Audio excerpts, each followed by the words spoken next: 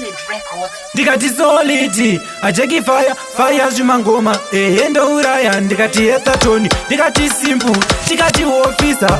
Batai munhu ari kutamba zvisina hunhu. Ndikati munhu, imbwaka yemunhu. Ndikati munhu, gadzingwe mudunhu. Wavhunduka kuona mwana achitamba, zvikansunga mwana akarohwa nechamba. Yezvoka zvega zviri kubhamba, ndokubvura ziso panike muramba. Wavhunduka kuona mwana achitamba, sunga mwana uyu akarohwa nechamba.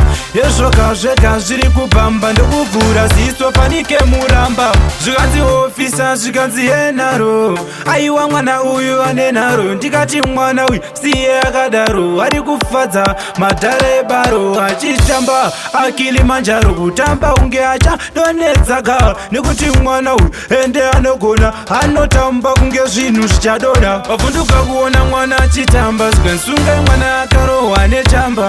Yezvoka zvega zviri kubhamba, ndokubvura ziso panike muramba. Wavhunduka kuona mwana achitamba, sunga mwana uyu akarohwa nechamba. Yezvoka zvega zviri kubhamba, ndokubvura ziso panike muramba.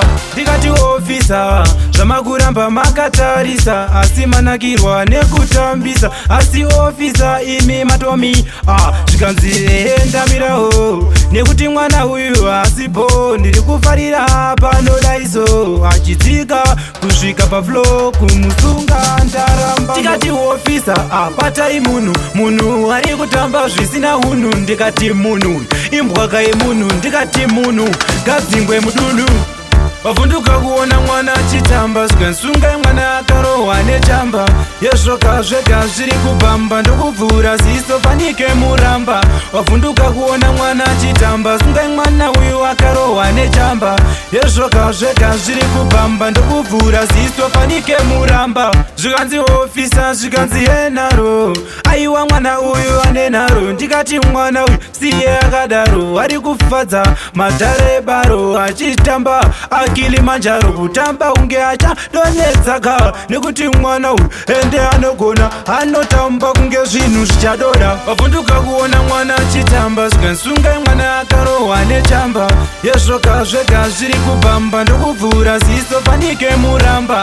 Wavhunduka kuona mwana achitamba, sunga mwana uyu akarohwa nechamba. Yezvoka zvega zviri kubhamba, ndokubvura ziso panike muramba. Ndikati ofisa, zvamakuramba makatarisa, asi manakirwa nekutambisa. Asi ofisa imi matomi, zvikanzi endamirawo. Nekuti mwana uyu asipo, ndiri kufarira panodaiso. Achidzika kusvika paflow, kumusunga ndaramba.